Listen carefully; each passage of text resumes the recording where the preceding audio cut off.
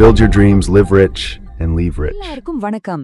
கிரிஷ் வழங்கும் live rich and leave rich நிகழ்ச்சிக்கு உங்களை வரவேற்கிறேன். மியூச்சுவல் ஃபண்ட்ஸ் பத்தி நீங்க நிறைய கேள்விப்பட்டிருப்பீங்க இல்லையா?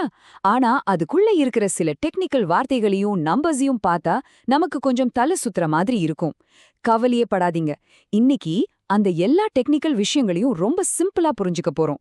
உங்க முதலீட்டு பயணத்துல நீங்க ரொம்ப நம்பிக்கையோட அடுத்த அடியை எடுத்து வைக்க இது நிச்சயம் உதவும். பாருங்க, இந்த மாதிரி NAV, AUM, பீட்டான வார்த்தைகளை பார்க்கும்போது என்னடா இதுன்னு ஒரு குழப்பம் வர்றது ரொம்ப இயல்புதான். ஆனா பயப்படாதீங்க. இந்த எல்லா சிக்கலான வார்த்தைகளையும் அதுக்கு என்ன அர்த்தம்னு உங்களுக்கு புரியுற மாதிரி ரொம்ப எளிமையா இப்ப நம்ம பார்க்க போறோம். சரி, இதுதான் இன்னைக்கு நம்மளோட பிளான். மியூச்சுவல் ஃபண்டோட அடிப்படைகள்ல ஆரம்பிச்சு எப்படி ஒழுக்கமா இருந்து பணத்தை சேர்க்கறது வரைக்கும் எல்லாத்தையும் பார்க்க போறோம். வாங்க முதல் பகுதிக்குள்ள போகலாம். பகுதியா நம்மள மாதிரி முதலீட்டாளர்களுக்கு என்னென்ன மாதிரியான அடிப்படை மியூச்சுவல் ஃபண்ட்ஸ் இருக்குங்கிறத பத்தி முதல்ல தெரிஞ்சுக்கலாம். மியூச்சுவல் ஃபண்ட்னா ரொம்ப சிம்பிள். நம்மள மாதிரி நிறைய பேர்கிட்ட இருந்து பணத்தை வாங்கி அதை ஒன்னா சேர்த்து முதலீடு பண்றதுதான். இதுல 3 முக்கியமான விஷயங்கள் இருக்கு. 1, நம்ம பணத்தை ஒரு எக்ஸ்பர்ட் டீம் பாத்துப்பாங்க. 2வது, நம்ம பணம் ஒரே இடத்துல இல்லாம பல பங்குகள்ல பிரிக்கப்படும், அதனால ரிஸ்க் கம்மியாகும். 3வது, ரொம்ப சின்ன தொகையை வச்சு கூட நாம முதலீட்ட ஆரம்பிக்கலாம். இப்போ இந்த டேபிள பாருங்க. உங்க கோல் என்ன, அதுக்கு எவ்ளோ டைம் இருக்குன்றத பொறுத்து சரியான ஃபண்டை தேர்ந்தெடுக்கணும். இதுதான் ஸ்மார்ட் இன்வெஸ்டிங்கோட முதல் படி. உதாரணத்துக்கு 5 வருஷத்துக்கு மேல ஒரு கோல் இருந்தா ஈக்விட்டி ஃபண்ட் சரி. இல்ல 1-2 வருஷத்துல பணம் வேணும்னா டெட் ஃபண்ட்ஸ் தான் பெஸ்ட். இத ஞாபகம் வச்சுக்கோங்க.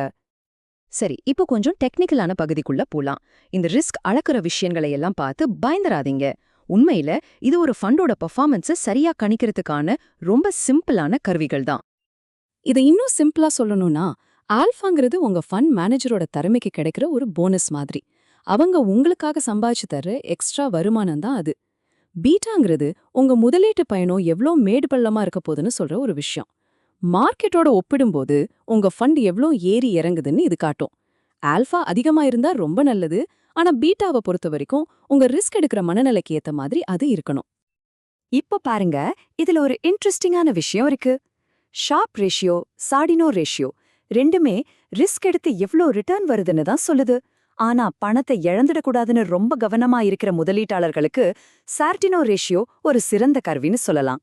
ஏன்னா அது நஷ்டம் வர்றதுக்கான ரிஸ்க மட்டும் தனியா கணக்கில் எடுத்துக்கும். ஒரு ஃபண்டோட ரிட்டர்ன்ஸை மட்டும் பார்க்காதீங்க, அந்த ரிட்டர்ன்ஸோட தரம் எப்படி இருக்குன்னு பார்க்கணும். இந்த அளவீடுகள் அதுக்கு தான் உதவுது. அதாவது சும்மா ரிஸ்க் எடுத்து ரிட்டர்ன் வருதா இல்ல புத்திசாலித்தனமா செயல்பட்டு வருதான்னு இதன் மூலமா தெரிஞ்சுக்கலாம். சரி, இப்போ ஒரு ஃபண்ட் மேனேஜர் நிஜத்துல எப்படி வேலை செய்றார், எப்படி முதலீடு பண்றார்னு பார்க்கலாம் வாங்க. இது ஏதோ கண்ணை மூடிக்கிட்டு செய்யற வேலை இல்ல. இது ஒரு முறையான அணுகுமுறை. இந்த மேற்கோள் ஒரு பெரிய உண்மையை சொல்லுது. ஏதோ ஒரு பங்கு மேல போகும்னு ரிஸ்க் எடுத்து முதலீடு பண்றதை விட முறையா பல பங்குகள்ல பிரிச்சு முதலீடு பண்றதுதான் புத்திசாலித்தனம். இதுதான் ஃபண்ட் மேனேஜர்களோட தத்துவமும் கூட. ஒரு ஃபண்ட் மேனேஜர் எப்படி வேலை செய்யறாருன்னு பாருங்க.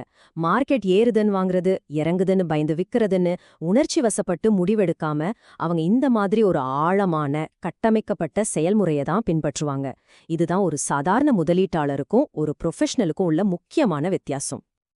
இப்போ வாங்க கொஞ்சம் ஆபரேஷனல் சைடுக்கு போவோம். அதாவது மியூச்சுவல் ஃபண்ட்ல இருக்கிற செலவுகள் உங்க ரிட்டர்ன்ஸை எப்படி பாதிக்குது, உங்க பணம் எவ்ளோ பாதுகாப்பா இருக்கு, அப்புறம் இதுக்கு என்ன வரி கட்டணும்னு பார்க்கலாம். இந்த எக்ஸ்பென்ஸ் ரேஷியோ, அதாவது செலவு விகிதம்னா என்ன? இது ஃபண்ட் நிர்வகிக்கிற ப்ரொஃபஷனல் டீமுக்கு நாம கொடுக்கற ஒரு சின்ன கட்டணம். இது நம்மளோட ரிட்டர்ன்ஸ்ல இருந்து தான் கழிக்கப்படும். இது ரொம்ப முக்கியமான ஒரு விஷயம். ஏன் முக்கியம்னா அடுத்த ஸ்லைட்ல சொல்றேன். இந்த சார்ட் எவ்ளோ அழகா விளக்குது பாருங்க. டைரக்ட் பிளானுக்கும் ரெகுலர் பிளானுக்கும் நடுவுல இருக்கிற அந்த சின்ன செலவு வித்தியாசம் ஒரு 20 வருஷத்துல உங்க மொத்த செல்வத்துல எவ்ளோ பெரிய வித்தியாசத்தை உருவாக்குதுன்னு பாருங்க. அதனாலதான் டைரக்ட் பிளான்ல முதலீடு பண்றது எப்பவுமே நல்லது. இங்க ஒரு ரொம்ப முக்கியமான விஷயத்தை நீங்க புரிஞ்சுக்கணும். உங்க பணம் அந்த மியூச்சுவல் ஃபண்ட் கம்பெனியோட பேங்க் அக்கவுண்ட்ல இருக்காது. அது செபியோட கடுமையான சட்ட திட்டங்களுக்கு கீழே ஒரு தனி ட்ரஸ்ட் மற்றும் ஒரு கஸ்டோடியன் மூலமா பாதுகாக்கப்படுது. இந்த அமைப்பு தான் உங்க முதலீட்டிற்கு மிகப்பெரிய பாதுகாப்பை கொடுக்குது. இந்த வரி விதிகளை புரிஞ்சுக்கிறது ரொம்ப முக்கியம். இதனாலதான் டிவிடெண்ட் ஆப்ஷனை விட growth ஆப்ஷன்ல முதலீடு பண்றது நீண்ட காலத்துல உங்க பணத்தை கூட்ட வட்டி மூலமா வளர்க்கறதுக்கு வரி ரீதியா ரொம்ப உதவியா இருக்கும். இப்போ நாம கத்துக்கிட்ட எல்லா டெக்னிக்கல் விஷயங்களை ஒன்னா சேர்த்து எப்படி ஒழுக்கமா முதலீடு செஞ்சு நீண்ட காலத்துல செல்வத்தை உருவாக்கலாம்னு பார்க்கலாம். இதுதான் நம்மளோட கடைசி மற்றும் முக்கியமான இலக்கு. இந்த நம்பரை பாருங்க. அடேங்கப்பா, இதுதான் கூட்டு வட்டியோட மேஜிக்.